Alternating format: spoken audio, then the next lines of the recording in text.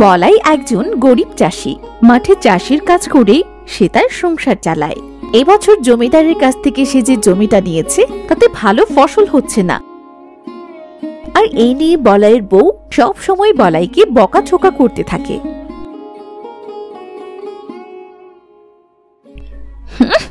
অকর্মা ঠিকই, ভালো খেতে দেবার মরদ নেই, খালি মুখে বড় বড় কথা। এই মরেছে রে, তা বকবে তো বকবে, আবার বাসন কোসন ভাঙার কি দরকার আছে বউ? এভাবে বাসনগুলো ভাঙিস না বউ, এভাবে বাসনগুলো ভাঙিস না, তাহলে এগুলো যে আর ভাগ্যে জুটবে না রে, জুটবে না। খেতে তো দিতেই পারছো না, তাহলে এগুলো রেখে আর কি করব? কি করব? তার চেয়ে বরং ভেঙে চুরে দলা করে ফেরিওয়ালাকে দিয়ে দেব। এই সেরেছে রে, বউ আমার তো হেব্বি রেগে গেছে। এই শোন না বউ, আমি তো মাঠে খেটে খুটে যা রোজগার করি তার সবই তো তোর হাতে তুলে দেই নাকি? হ্যাঁ, দিয়ে তো একেবারে কৃতার্থ করেছো। বলি এই কটা টাকায় কি আর সংসার চলে? না ভালো একটু খেতে পারি, না ভালো পড়তে পারি। জমিদারের ওই অলক্ষণে ক্ষেতটা ছেড়ে এবার ভালো একটা ক্ষেতের ব্যবস্থা করো, না হলে বাড়িতে এমন দুবেলা বোম পড়বে। আমি চললাম মাঠে, বাড়িতে তুই একা একাই বোম ফেলে একা একাই পড়। আমি বরং মাঠে গিয়ে ঘাসগুলো ছেটে নেই, কেমন? হ্যাঁ হ্যাঁ যাও, পারো তো শুধু ঘাসই ছাড়তে, পারলে না নিজেকে একটু সেটে সুটে কটা বেশি টাকা রোজগার করতে। আপদ আমার কপালেই জুটেছে।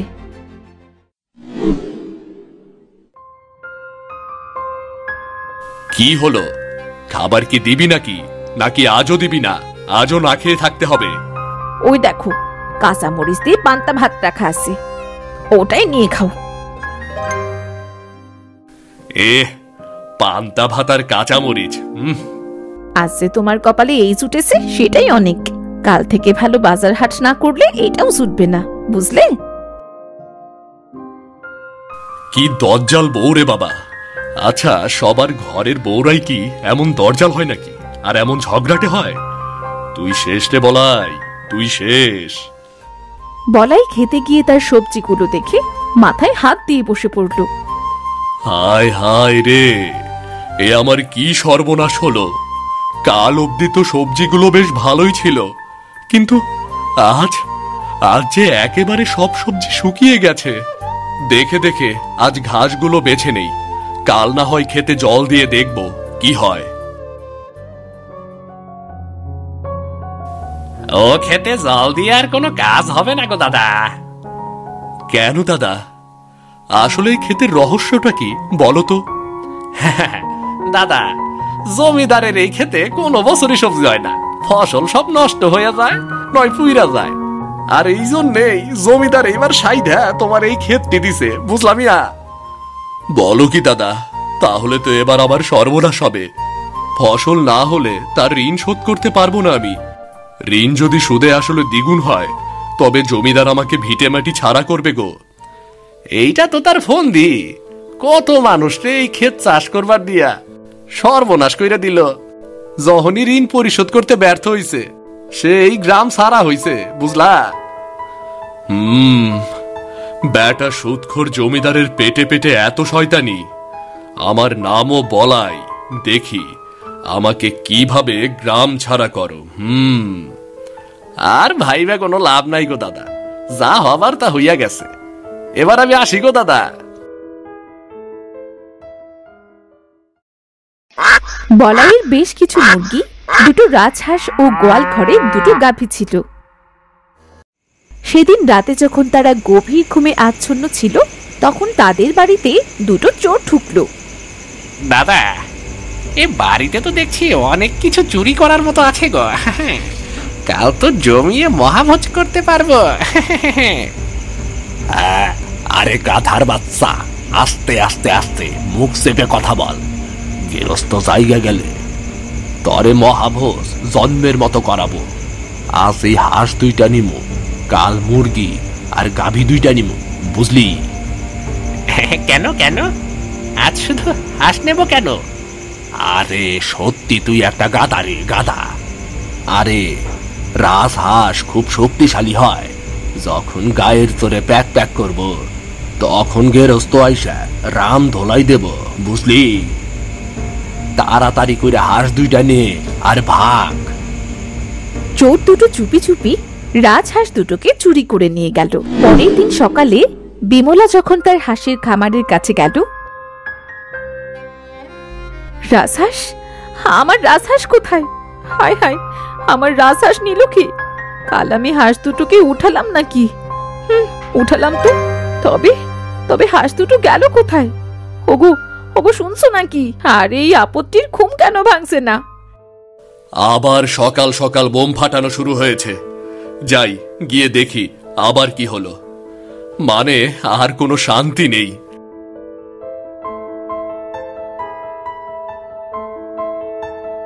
কি গো, কি হলো আবার বলো তো?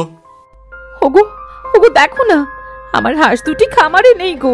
নিশ্চয়ই চোরে চুরি করে নিয়ে গেছে। কি হলো বলো তো? যদি হাঁস দুটো খেয়ে ফেলতাম তবে মন খেয়েও একটু সান্ত্বনা দিতে পারতাম গো। তুমি হাঁসের মাংস কত পছন্দ করো। সেটা তো এখন বুঝতে পারছিস বউ, আগে তো বুঝিসনি। তুই আর কাঁদিস না বউ, কাঁদিস না। আমি তোকে আবার রাজহাঁস কিনে দেব।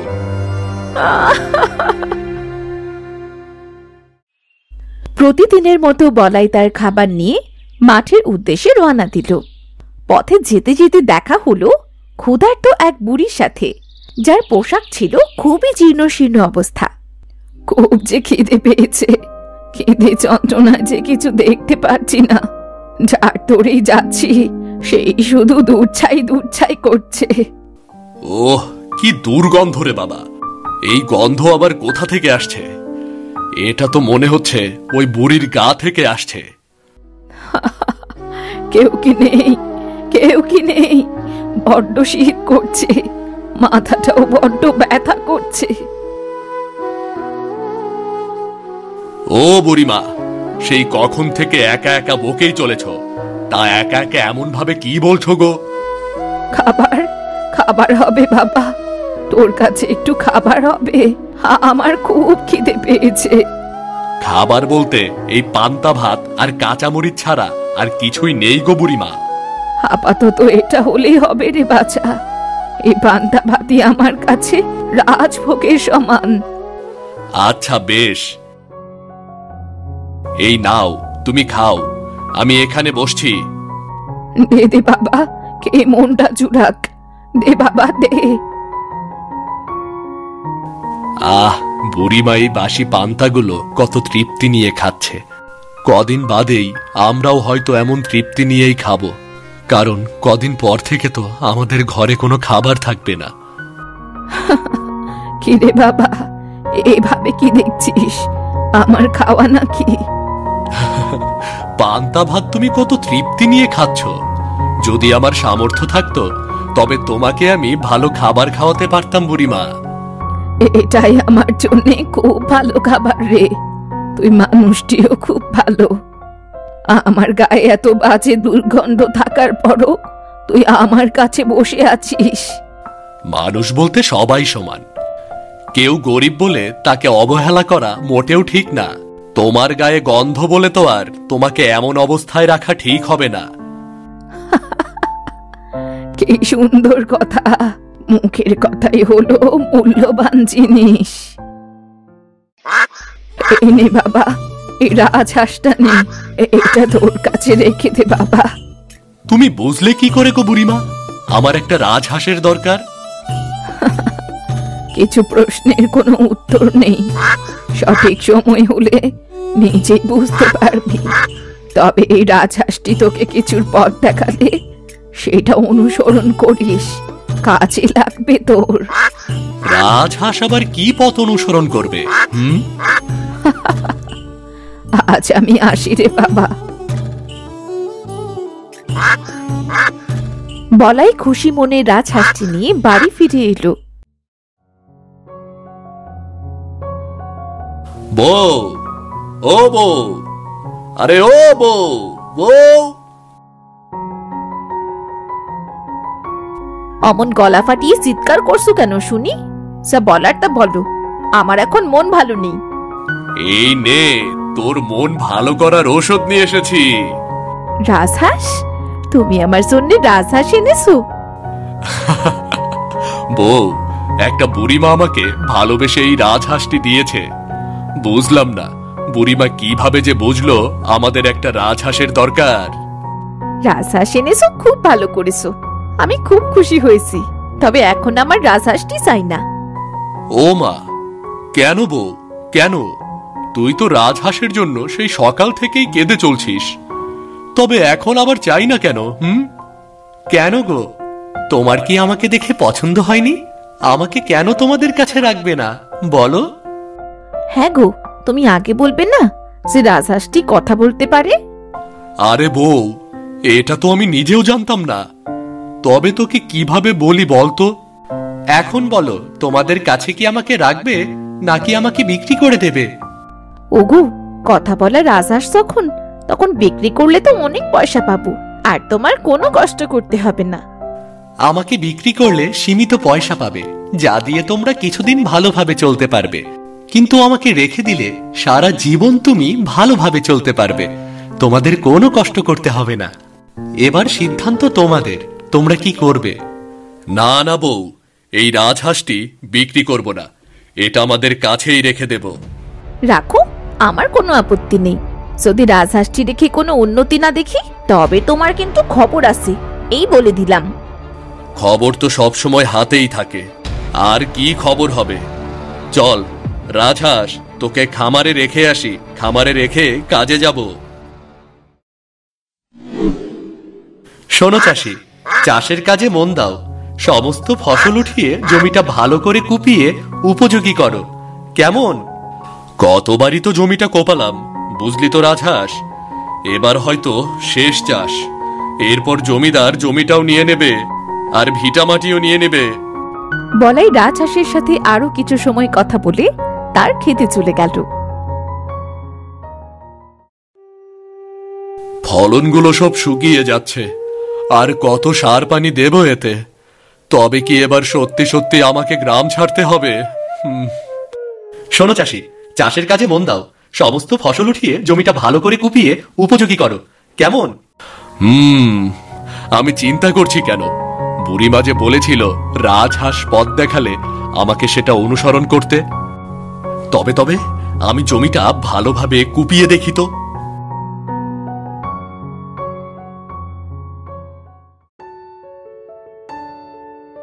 কি গো, অমন হাঁপাতে হাঁপাতে এসেছো কেন? আবার হাঁপাতে হাঁপাতে যাচ্ছ কোথায়? মাঠে গো বউ, মাঠে। তুমি রাজহাঁসটিকে খেতে দিও, আমি সময় মতো চলে আসব। যাক বাবা, এর আবার কি হলো? কখনো তো এত ছুটে ফুটে কাজ করতে দেখিনি।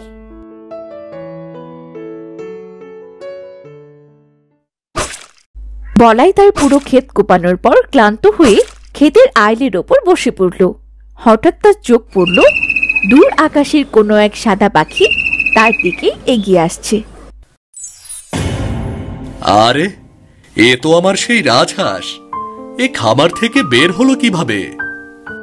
কি অবাক হচ্ছ নাকি? আমি সব থেকে ক্ষুদ্র জিনিসও হতে পারি। অতি ক্ষুদ্র হয়ে তোমার খামার থেকে বের হয়ে এসেছি আমি। কিছু বলার আগেই তুমি কত সুন্দরভাবে বুঝে যাও। তুমি তো দেখছি আমার দেওয়া পথ অনুসরণ করছো। তোমার এই ক্ষেতে এমন কিছু আছে যার জন্য তোমার ক্ষেতে কোনো ফসল হয় না। এখন তুমি সেটা খুঁজে বের করো। কি এমন আছে যেটা আমি খুঁজে বের করব? এছাড়া এত বড় ক্ষেতে কিভাবে খুঁজবো আমি? বুদ্ধি দিয়ে খোঁজো। আমি জানি তোমার বুদ্ধিশক্তি অনেক ভালো। তবে কি রাজহাঁসটি সেই গর্তের কথা বলেছে? যাই দেখি তো, গর্তটা আর একটু খুঁড়ে দেখি।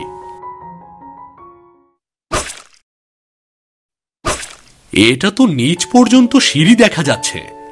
তবে কি এর ভেতরে সেই গল্পের মতো পাতালপুরি নাকি?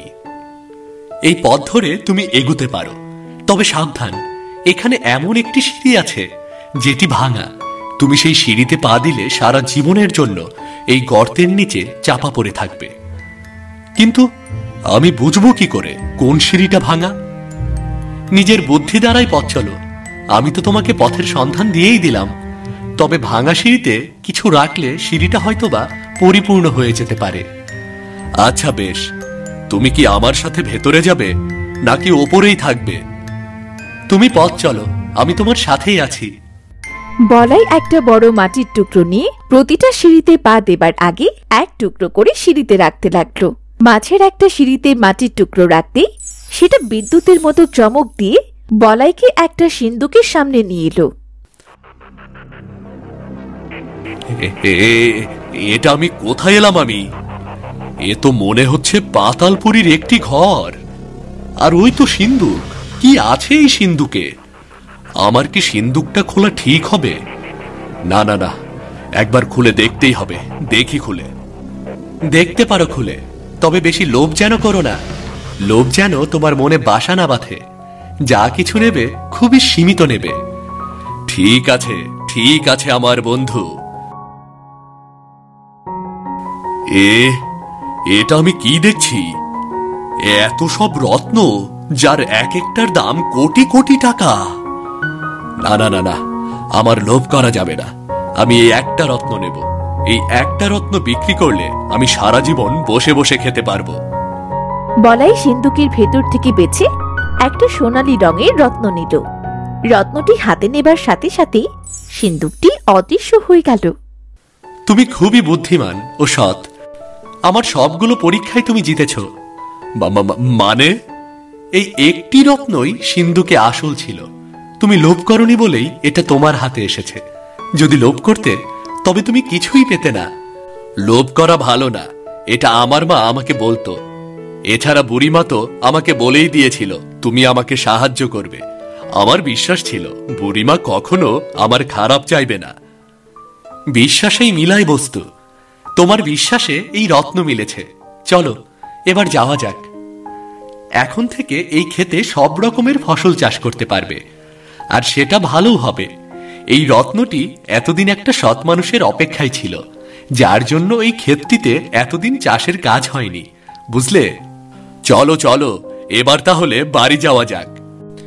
তুমি যাও, আমি একটু পরেই আসছি।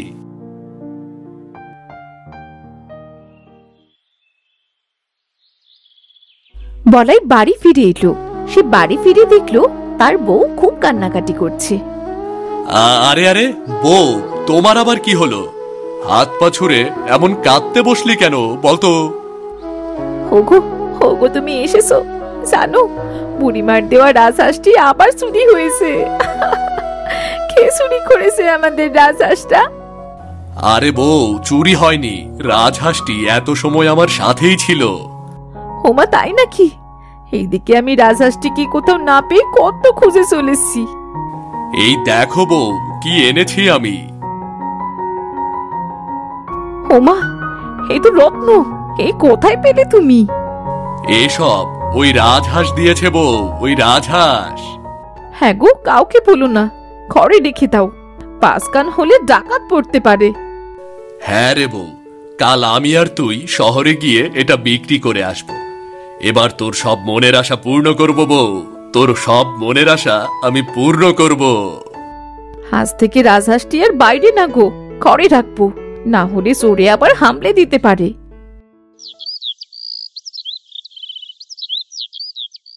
সেদিন রাতে বিমলা ও বলাই জানলার ধারে টেবিলের ওপর রাজহাঁসের কাছে রত্নটি রেখে ঘুমিয়ে পড়ল। সেই রাতে চোর দুটি আবারও বলাইয়ের বাড়িতে এলো। আরে কালু, কাল নেই বাড়ির থেকে সব রাজহাঁস বিক্রি করে ফেলাইলাম।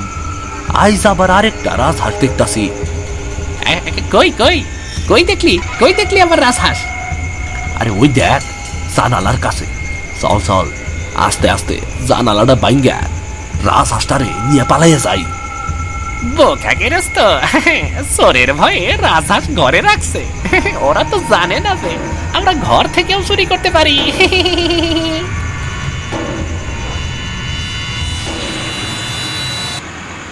ওই লালু, ওই লালু দেখ, লালু রে, আমাগো কপালটা খুইলা গেল রে লালু।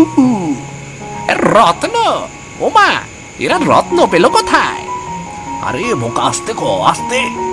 চল, আমরা রাজহাঁসটিরে বাদ দিয়া এই রত্নটা চুরি করে নিয়ে যাই।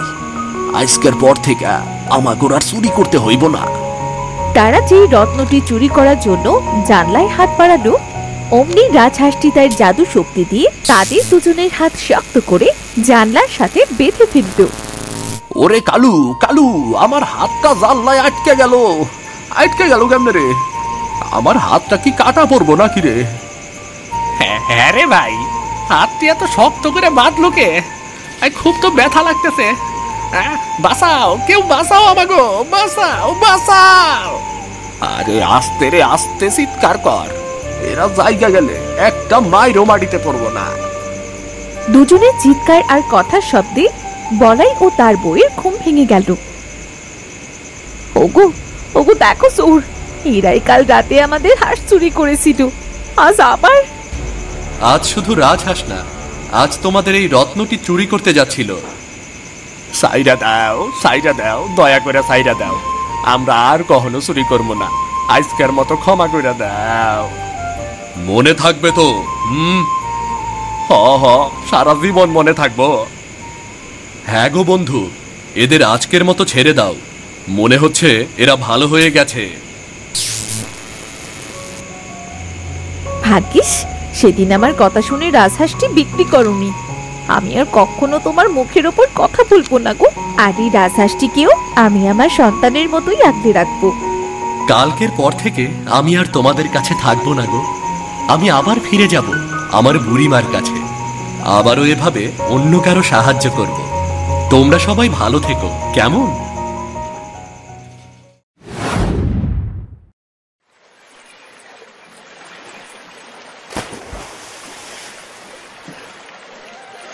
কি জ্বালায় পড়লাম বলো তো। রোজ রোজ জালে মাছ বাঁধে না, আর যা বাঁধে তাতে তো সংসার চলে না।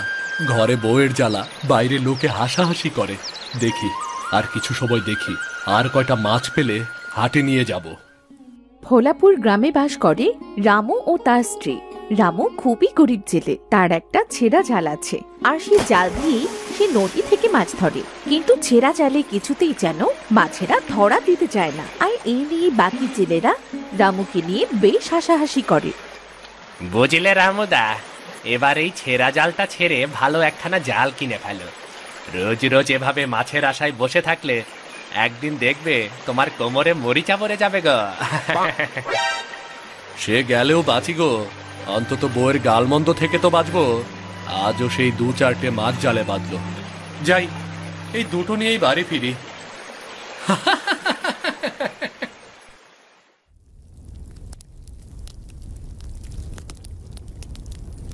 এ কি, তুমি আজও খালি হাতে ফিরলে? কি করব বউ, সেই সকাল থেকে টাটকা রোদে পড়ে নদীর ধারে বসে থাকি জালটা নিয়ে, কিছুতেই মাছ বাঁধে না। এতে আমার কি দোষ বলো তুমি? তা কি ঘন্টর ছেলে তুমি শুনি? সে রোজ রোজ মাছেরাও তোমাকে ফাঁকি দেয়? বলি একখানা ভালো জাল কিনে তো নদীতে মাছ ধরতে যেতে পারো নাকি? ওমা, জাল কিনবো, তা টাকা পাবো কোথায়? ভালো একটা জাল কিনতে হলে তো ভালো টাকারও দরকার, তাই না? কাজ করতে পারো না? কাজ করে কিনবে, দরকার হলে নিজের রক্ত বিক্রি করবে। সত্য সব আজগুবি কথা।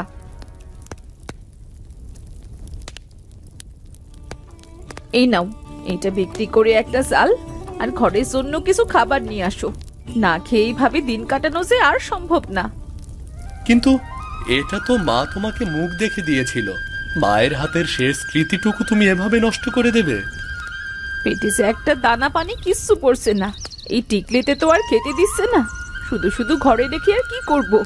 একটা কাজে লাগিয়ে যদি উপকার হয় তবে তোমার মাও খুশি হবে। বেশ বেশ বউ, আমি তাহলে এটা বিক্রি করে রেখে আসি। রামু টিকলিটি শেখরার কাছে বিক্রি করে একটা জাল আর কিছু আনাজপাতি, কিছু মরিচের ও বেগুনের চারা কিনে বাড়ি ফিরে এলো। এই কি, তোমায় কি নিয়ে আসতে বললাম বাজার করে?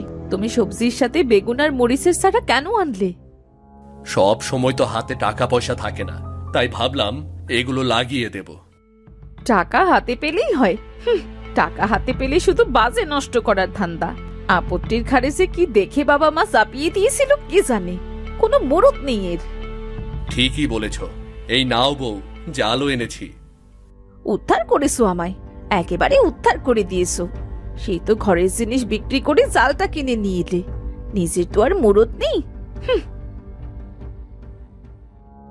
কি মুখরা বউ রে বাবা, বাবা রে বাবা, বাড়িতে টেকাই মুশকিল।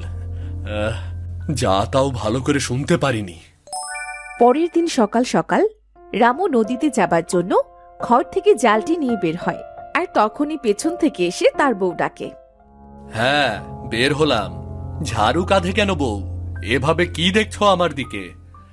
তোমাকে ছাড়তে আসিনি, মুখে ছাড়তে এসেছি। শোনো, নিজের শখের টিকলিটি বিক্রি করে তোমার জাল কিনে দিলাম। আজ যদি মাছ না নিয়ে বাড়ি ফেরো তবেই ঝাড়ু দিয়ে ছাড়বো। মাছ না নিয়ে বাড়ি ফিরবে না, এই বলে দিলাম। আচ্ছা বউ, তাহলে আমি গেলাম গো। কাল মহাজনকে বলে তো নৌকাটা ভাড়া নিলাম। প্রতিদিন নৌকা ভাড়া 50 টাকা। যদি মাছ না পাই নৌকা ভাড়া কিভাবে দেব? যা হয় পরে ভাবা যাবে, আগে গিয়ে দেখি। রামু নদীতে পৌঁছে জাল নিয়ে নৌকা বাইতে লাগলো। আজ অনেক অনেক দূরে যাব, যেখানে কোনো মানুষ যায় না, তবেই মাছ পাবো। আজ যদি মাছ নিয়ে বাড়িতে ফিরতে না পারি তবে বউ আমাকে আস্ত রাখবে না। দেখব আজ জালে মাছ না বেঁধে কোথায় যায়। আজ মাছ নিয়েই বাড়ি ফিরব। জালটি বরং এখানেই ফেলি।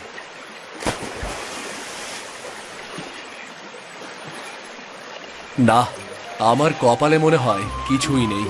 কি হলো তা কে জানে। এত চেষ্টার পরেও কেন যে আমার জালে মাছ বাঁধে না। নতুন জাল কিনলাম তবুও বাঁধে না। তবুও কপাল খুলবে যদি আরেকটু চেষ্টা করো। চেষ্টার তোর কমতি রাখিনি। কত রকম ভাবেই তো চেষ্টা করলাম, কিন্তু সেই ফুটো কপাল আমার। নদীর ভেতরে আছে একটা প্রাসাদ, তার চারিপাশে আছে সোনালী মরিচ গাছ। সোনালী মরিচ গাছ। সোনালী মরিচ গাছ? হ্যাঁ, সোনালী মরিচ গাছ। যে একবার সেই সোনালী মরিচ খাবে তবে সে মনে মনে যাই বলবে তাই পাবে। সত্যি সত্যি বলছো তুমি? তাহলে আমি সেই সোনালী মরিচ খেতে চাই। যা মনে মনে বলবো তাই পাবো। তাহলে আমার আর এভাবে কষ্ট করতে হবে না। তবে তবে এভাবে দাঁড়িয়ে কেন? ঝাঁপ দাও, ঝাঁপ দাও নদীতে। রামু নদীতে ঝাঁপ দিয়ে নদীর একেবারে নিচে পৌঁছল। এ কি? আমি তো জলের নিচেও নিঃশ্বাস নিতে পারছি। এটা তো আমাদের পৃথিবীর মতো, হাঁটা চলা সবই করতে পারছি। কোথায় সেই প্রাসাদ? কোথায়? কোথাও তো দেখছি না। দেখি তো, আর একটু সামনে গিয়ে দেখি।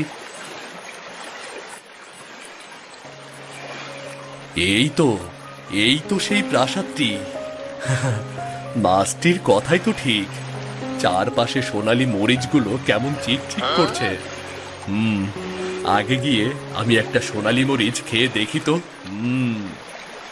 আমাকে স্পর্শ করার আগে আমার দুটি প্রশ্নের উত্তর দাও, তারপর আমাকে স্পর্শ করো। প্রশ্নের উত্তর? কি কি প্রশ্ন? কিন্তু আমি যদি উত্তর দিতে না পারি? তাহলে আর কি? তাহলে তুমি তো আমার মতো এমন সোনালী মরিচে পরিণত হবে। এটা কোনো কথা? আমার মতো বোকাশোকা একটা মানুষ কিনা দেবে এই প্রশ্নের উত্তর? সোনালী মরিচ খেতে এসে আমি তো নির্ঘাত সোনালী মরিচ হয়ে যাব। কি হলো, করবো নাকি প্রশ্ন?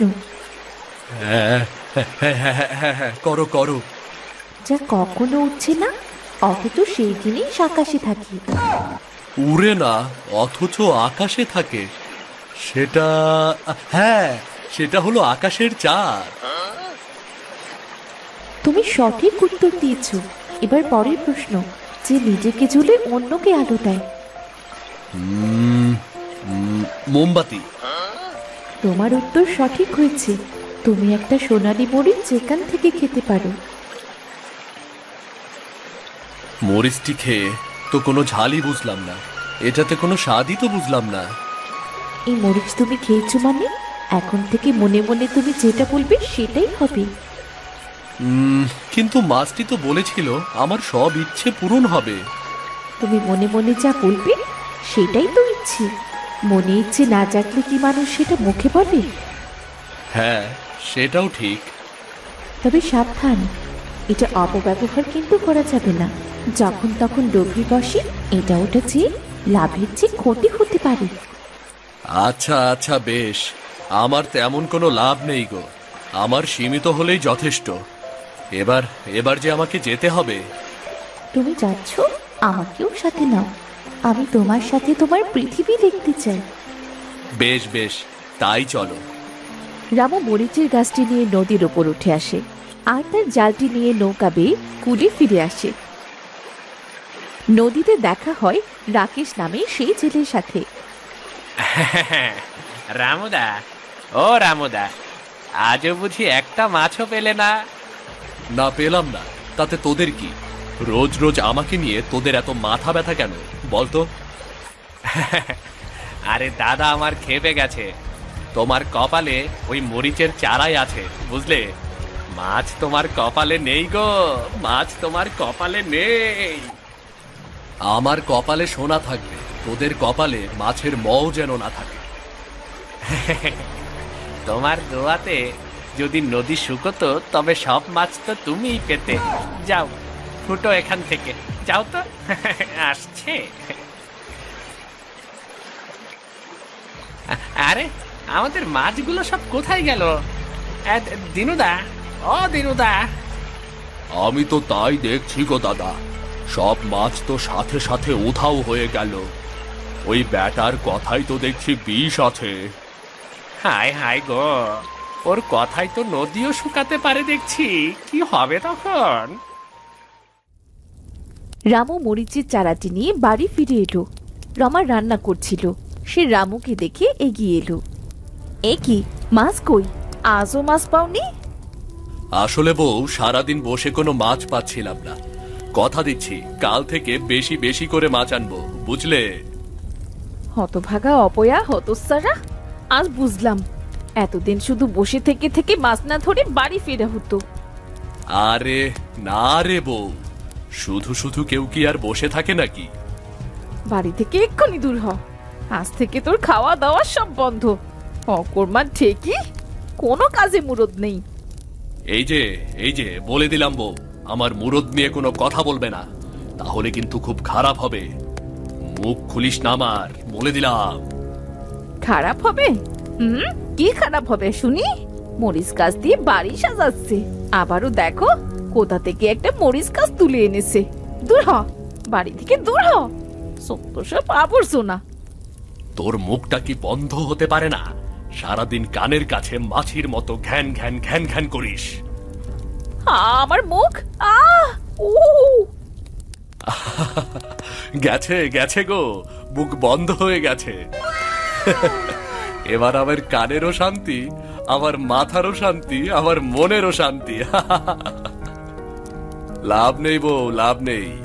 আজ থেকে তোমার মুখটি এমন বন্ধই থাকবে। মরে গেলাম গো, এ কি দজ্জাল বউ গো তোমার ছেলে। আমার কোমরটা ভেঙে গেল গো। ইস, তোমার এমন দজ্জাল বউ জানলে তোমার সাথে কখনো আসতুম না। দুঃখিত, আমি খুবই দুঃখিত। এখন থেকে আমাদের সাথে আর কেউ বকবক করতে পারবে না। ওর মুখটা দেখো, একেবারে এঁটে গেছে। যাও, আমাকে তোমার বাগানে লাগিয়ে দাও আর আমাকে জল দাও। ইস, খুব জল তৃষ্ণা পেয়েছে। হ্যাঁ, চলো চলো।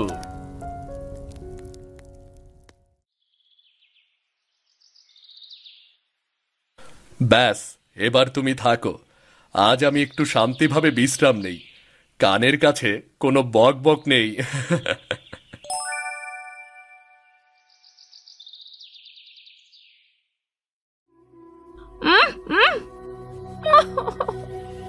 আরে, সেই কখন থেকে কি করছো বলো তো? কি, মুখ খুলে দেব? দেওয়া যাবে না, দেওয়া যাবে না। দিতে পারি একটা শর্তে, আর কখনো এমন ঝগড়াঝাটি করবে না। বলো বলো। ঠিক আছে, এবার মনে হচ্ছে তুমি ভালো হয়ে গেছো। কথা বলো বউ, কথা বলো। আটকানো মুখ খুলে যাও। বাবা গো বাবা, আর একটুর জন্য দমটা বেরিয়ে যায়নি। তুমি কি গো, তোমার কথা এমন বিষ হলো কিভাবে? কিভাবে তোমার ওই মরিচ গাছ কথা বলছে? আরে আস্তে আস্তে, একটু দম নিয়ে কথা বলো। তবে আর যাই হোক, এখন থেকে সাবধানে কথা বলতে হবে। আমার কথাই তো সর্বনাশ দেখছি। ওমা, তাই নাকি? তাহলে চলো না, সোনালী মরিচ গাছটির সাথে আরেকটু দেখা করে আসি। তারা দুজন মিলে সোনালী মরিচ গাছের কাছে গিয়ে দেখল গাছে সোনার মরিচে পরিপূর্ণ হয়ে আছে। ওমা, এ তো সব সোনা। আরে না রে বউ, সব সোনা না, এই মরিচের রং সোনালি। না গো জেলে, এইসব সব সোনার মরিচ। তোমার পৃথিবীর জল খেতে পেয়ে আমার কাছে সোনালী মরিচগুলো সব সোনায় পরিণত হয়েছে। এ সোনা! আমার কাছে যত জল দেবে তত সোনার মরিচ পাবে। হোগো, মরিচগুলো তাড়াতাড়ি উঠাও আর শ্যাকটার কাছে গিয়ে বিক্রি করে এসো। না গোগিন্নি না, আমাদের এখানে এই সোনা বিক্রি করা যাবে না। লোক জানাজানি হলে আমাদেরই ক্ষতি, বুঝলে?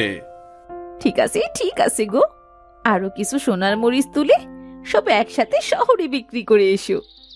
তারা সোনালী মরিচ গাছে রোজ জল দিত আর গাছ থেকে সোনার মরিচ ছিটত। পরপর কিছুদিন সোনালী মরিচের গাছ থেকে সোনার মরিচগুলো তুলত। বউ, অনেকগুলো মরিচ হয়েছে, কিন্তু এবার এগুলো নিয়ে তাহলে শহরে যাওয়া যাক, চলো। এত সোনা, আমার যেন চোখ চুরিয়ে যাচ্ছে, বুঝলে তো? আমার তো একেবারে চোখ চুরিয়ে যাচ্ছে। তুমি আজ এগুলো শহরে নিয়ে যাও, কালকের ভেতর ফিরে এসো। আস্তে আস্তে রামু সোনার মরিচ বিক্রি করে বাড়ি গাড়ি করল, যেটা তারা সারা জীবনেও করতে পারত না। সে সব কিছু এখন তাদের হাতের নাগালেই ছিল।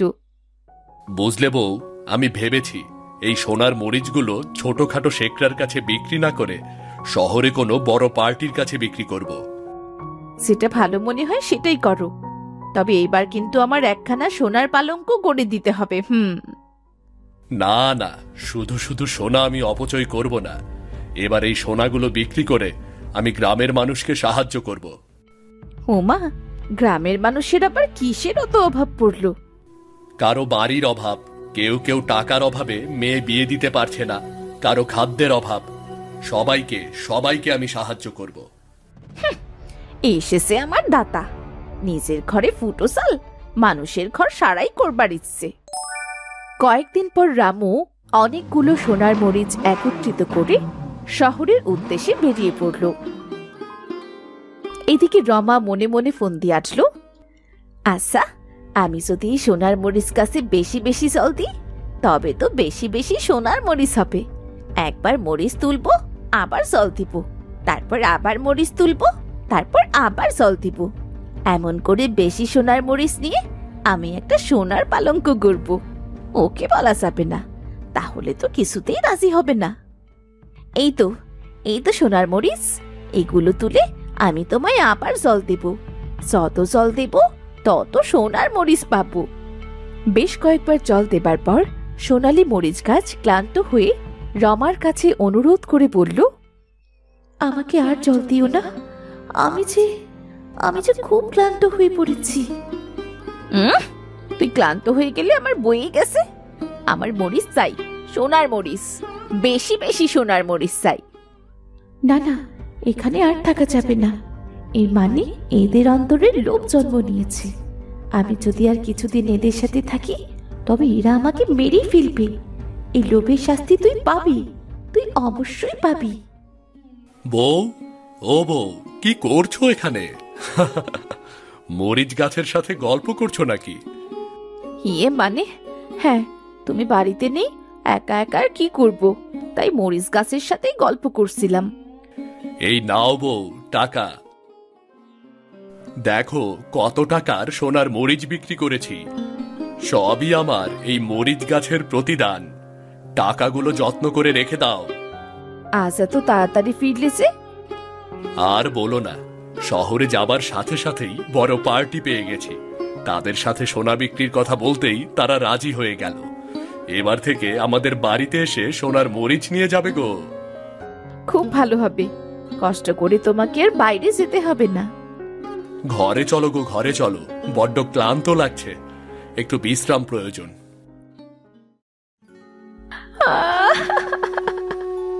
তোমার আবার কি হলো গো সোনালী মরিচ, কাঁদছো কেন? তোমাদের পৃথিবীর জল খেয়ে খেয়ে আমি বড্ড ক্লান্ত হয়ে পড়েছি। এবার আমার নদীর নোনা জল খেতে হবে, না হলে যে আমি আর শক্তি পাবো না। আমি শক্তি না পেরেছি তোমাদের সোনার মরিচ দিতে পারবো না। ওমা, এই কথা? আচ্ছা বেশ বেশ, তাহলে আমি তোমাকে এক্ষুনি নদীর জল এনে দিচ্ছি। না গো না, আমাকে নদীতে নিয়ে চলো। কিছু সময় নদীর জলে ডুবিয়ে রাখলে আমি আবারও আগের মতো শক্তি ফিরে পাবো।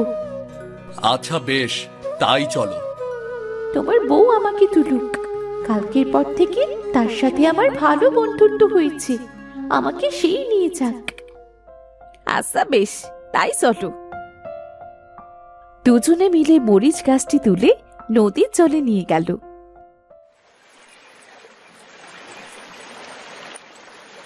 এবার কি করবে? আমাকে কিছু সময় নদীর জলে ডুবিয়ে রাখো। এ কি করলে তুমি মরিচ গাছ? হায় হায়, আমার বউকে তুমি গাছের মরিচ বানিয়ে নিলে। এ কি করলে? যেমন কর্ম তেমনি ফল, ও লোভের শাস্তি পেয়েছে। আজ থেকে আমার এই কাছে সারা জীবন ও মরিচ হয়ে চলে থাকবে।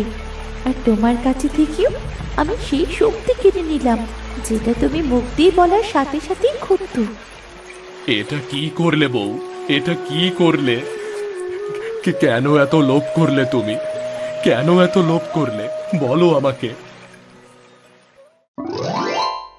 নিকুঞ্জপুর গ্রামে রমেশ তার স্ত্রী ও কন্যাকে নিয়ে বাস করত।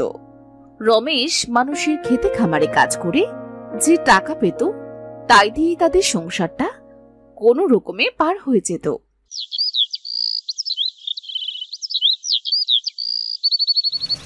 একদিন একটা গাড়ি অ্যাক্সিডেন্টে রমেশের পা ভেঙে গেল।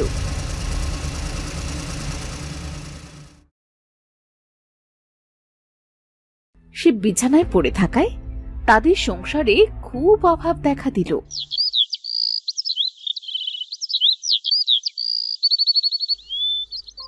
আসো ঝাল পোড়া দিয়ে ভাত? না না, আমি এই ভাত খাবো না। রোজ রোজ ঝাল পোড়া দিয়ে ভাত খেতে আমার আর ভাল লাগে না মা। আজ এই ঝাল পোড়া দিয়ে খা মা, কাল মাঠের পুকুরের ঘাট থেকে কচু তুলে এনে ঝোল ঝোল করে রান্না করব। না না মা, আমার কচু খেতে ভাল লাগে না।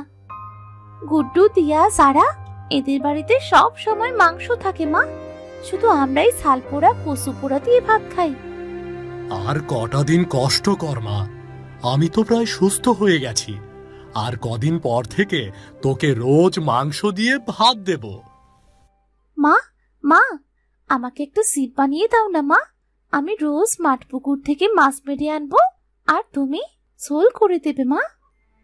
পাগলি মেয়ে আমার, বাড়িতে আছে একটা সিপ, এই নে একটু খেয়ে নে, পরে না হয়ে যাস।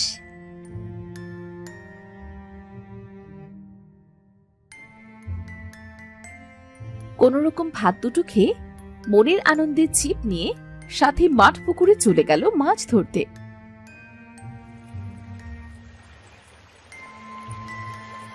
অনেক সময় ছিপ নিয়ে বসে থাকার পরেও যখন একটাও মাছ ছিপিতে উঠল না, তখন তার মনটা খারাপ হয়ে গেল। ধ্যাৎ, একটাও মাছ বাঁধলো না। কত আশা করেছিলাম মাছের ঝোল দিয়ে ভাত খাবো, সেটাও হলো না। মাছ খেতে কি খুব মন চাইছে রে দিদি ভাই? হ্যাঁ গো ঠাম্মা, আমার বাবা তো অসুস্থ, তাই মা রোজ শাল পোড়া দিয়ে ভাত খেতে দেয়। কিন্তু ঠাম্মা জানো, শাল পোড়া দিয়ে ভাত খেতে আমার একদম ইচ্ছে করে না। ও মা, তাই নাকি রে? তুই কি মাছ দিয়ে খেতে ভালোবাসিস দিদি ভাই? আমার তো সব মাছই ভালো লাগে ঠাম্মা, তবে চিংড়ি মাছ আমার খুব প্রিয়। তাই নাকি? আচ্ছা বেশ, রোজ আমার সাথে এখানে এসে গল্প করবি আর এই পুকুর থেকে মাছ নিয়ে যাবি, কেমন? তুমি সত্যি বলছো ঠাম্মা? আমি রোজ মাছ খেতে পারবো? কিন্তু তুমি কি? তোমাকে তো আগে কখনো দেখিনি ঠাম্মা। পাগলি মেয়ে, আমি সবার কাছে যাই না রে দিদি ভাই। তবে শোন, তুই যে আমার সাথে গল্প করলি সেটা কিন্তু কাউকে বলবি না।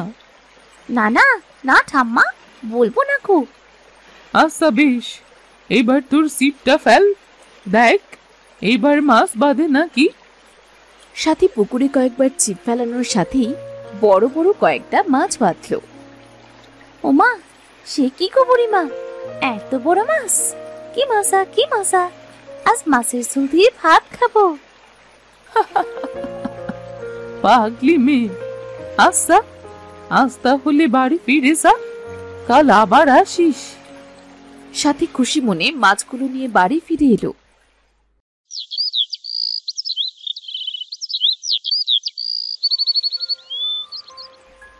পরদিন সাথী মন খারাপ করে পুকুর পাড়ে ছিপ নিয়ে বসে রইল।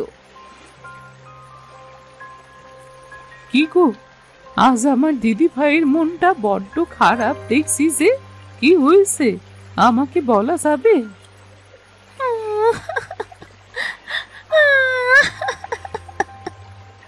আহা, কাঁদছিস কেন রে? বলবি তো সেটা। ঠাম্মা জানো, আমার বাবা না খুব অসুস্থ হয়ে পড়েছে। বাড়িতে কোনো খাবার নেই। খাবারের জন্য বাবা দিন দিন আরো অসুস্থ হয়ে পড়েছে। মাস পাশের বাড়িতে কাজ করতে গিয়েছিল, কিন্তু তারা কাজ করিয়ে কোনো খাবার দেয়নি। ও মা, তাই নাকি? কাঁদিস না মা। শোন, বিপদের সময় আমাদের ধৈর্য ধরতে হয়। ধৈর্য ধর দিদি ভাই, সব ঠিক হয়ে যাবে। কিছু ঠিক হবে না ঠাম্মা।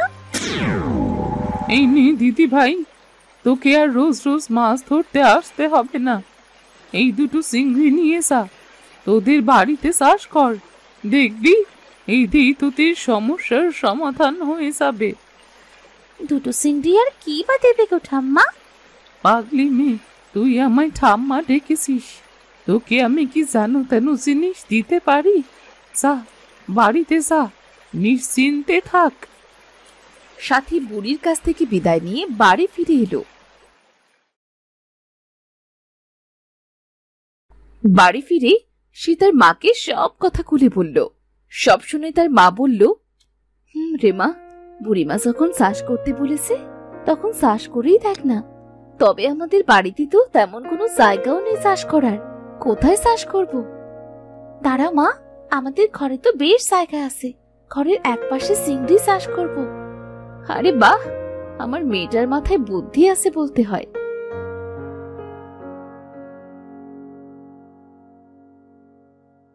এরপর তারা দুজন ঘরের একপাশে গর্ত করে পানি ভরাট করে চিংড়ি দুটো ছেড়ে দিল। তোরা আজ থেকে এখানেই থাক কালো চিংড়ি, এখানে তোদের থাকতে কোনো অসুবিধে হবে না। দেখ, বেশ বড় জায়গা আছে। মা সাথী, ওদের জন্য তো খাবারেরও ব্যবস্থা করতে হবে। আমাদের নিজেদের ঘরেই তো কোনো খাবার নেই, ওদের খাবার এনে দেব কোথা থেকে বল দেখিনি? আমাদের জন্য চিন্তা করা লাগবে না গো, তোমরা নিশ্চিন্তে থাকো, আমরা আমাদের খাবারের ব্যবস্থা ঠিক করে নেব। ও মা, তোমরা কথা বলতে পারো বুঝি? মা দেখেছো, ঠাম্মা আমাদের জাদুর কালো চিংড়ি দিয়েছে, আমাদের সাথে কথা বলছে দেখো। হ্যাঁ রে মা, চল এবার খেয়ে ঘুমিয়ে পড়বি, অনেক রাত হয়ে গেছে যে। সেদিন রাতে তারা ঘুমিয়ে পড়ল। এদিকে এক চিংড়ি অপর চিংড়িকে বলল, শোন, বুড়িমা তো আমাদের পাঠিয়েছে এদের সাহায্য করার জন্য। এদের ঘরে তো কোনো খাবার নেই, আজ আমরা আমাদের জাদুর সাহায্যে এই পুকুরের কালো চিংড়িতে পরিপূর্ণ করে দিতে পারি। হ্যাঁ হ্যাঁ, ঠিকই বলেছো। আমরা যদি এই পুকুর ভর্তি চিংড়ি দিই, তবে এরা সকালে উঠে খুব খুশি হবে। চিংড়ি দুটো তাদের জাদু শক্তি দ্বারা পুকুর ভর্তি চিংড়ি দিল। পরদিন সকালে সাথী এটা দেখে তো খুব অবাক হলো। এত চিংড়ি এক রাতেই এত চিংড়ি এলো কোথা থেকে? ও মা, মা কত বড় বড় চিংড়ি! দেখে যাও মা, এদিকে এসো, দেখে যাও মা, দেখে যাও। কিরে মা, ডাকছিস কেন? মা এদিকে দেখো। ও মা, এটাও কি সম্ভব নাকি? এত চিংড়ি! আমি জানতাম মা, বুড়িমা যে তোকে ভালোবেসে চিংড়ি দুটো দিয়েছে, নিশ্চয়ই এর ভেতরে কোনো মঙ্গল আছে রে মা। মা, আমি হাটে কিছু চিংড়ি বিক্রি করে কিছু চাল কিনে আনি মা, আর তুমি এখান থেকে চিংড়ি নিয়ে মালাইকারি রান্না করো। আজ মজা করে ভাত খাবো মা। আচ্ছা রে মা, যা তাড়াতাড়ি ফিরে আসিস। অনেক দিন পর তোর সামনে ভালো কিছু খাবার দিতে পারবো, এটা ভাবতেছি আমার খুব খুশি লাগছে রে মা। সাথী সেখান থেকে কিছু চিংড়ি নিয়ে হাটে বিক্রি করতে গেল।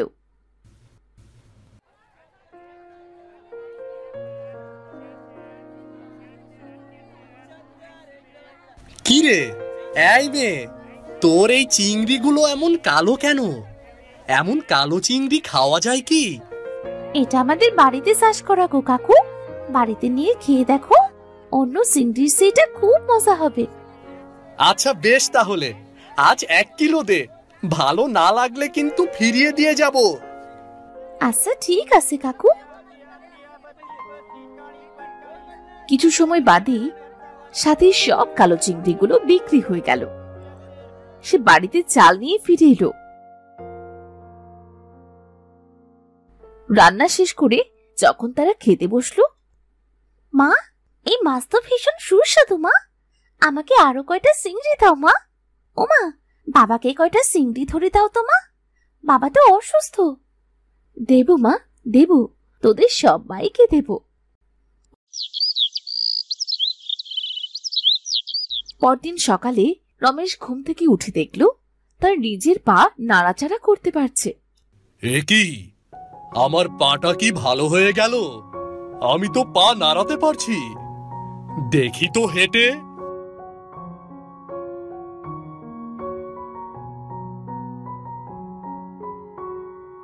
বাবা, আমি কোনো স্বপ্ন দেখছি না তো?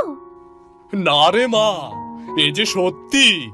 এতদিন পরে যে আমি আবার আগের মতো হাঁটতে পারছি রে মা। হ্যাঁ বাবা, এই সব ওই কালো চিংড়ির জন্যই সম্ভব হয়েছে। হ্যাঁ রে মা, ওদের ভেতরে বোধহয় আলাদা একটা শক্তি আছে। তোর আর কষ্ট করতে হবে না। আজ থেকে আমি হাটে যাব এই চিংড়িগুলো নিয়ে।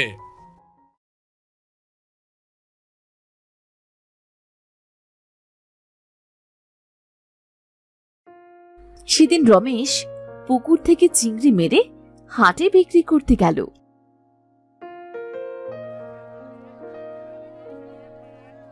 সেই দিন দেখতে দেখতে রমেশের চিংড়ির দোকানে ভিড় জমে গেল। কি চিংড়ি বিক্রি করছো গো রমেশ বাবু? এটা যেমন স্বাদ তেমন গুণ আছে এই কালো চিংড়িতে। আমার বাতের ব্যথাটা একেবারে চলে গেছে তোমার এই চিংড়ি খেয়ে। হ্যাঁ গো দাদা, তোমার এই কালো চিংড়ি দেখে আমার গিন্নি তো খুব বকাঝকা করতে লাগলো। পরে রান্না করে খেয়ে তার আমাশয় রোগ সেরে গেছে আর খুব স্বাদ পেয়েছে। আজ বলেছে আমি যেন যতটুকু পারি তোমার এই চিংড়িগুলো নিয়ে যাই। হ্যাঁ দাদা, এই চিংড়ির বিশেষ গুণ আছে। কালো দেখলে কি হবে? দেখতে দেখতে রমেশের সব চিংড়ি বিক্রি হয়ে গেল।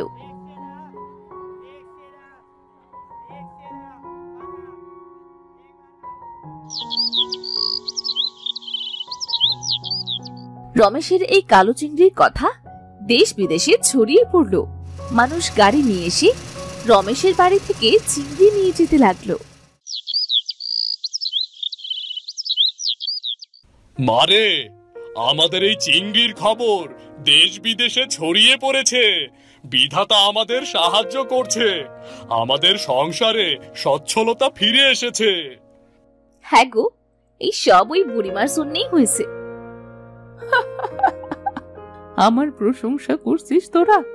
এইসব তোদের জন্যই সম্ভব হয়েছে, কারণ তোরা খুব কষ্ট করেছিস, কষ্টের সাথে ধৈর্যও ধরেছিস, আর তাই তো তার ফলও পেয়েছিস রে। ঠাম্মা, তোমায় অনেক ধন্যবাদ। জানো ঠাম্মা, তোমার এই কালো মাছগুলো খেয়ে কত মানুষ সুস্থ হয়ে গেছে। হ্যাঁ, সুস্থ তো হতেই হবে। এটা তো বুড়িমায়ের জাদুর মাছ। বুড়িমায়ের ভালোবাসা আছে আমাদের সাথে।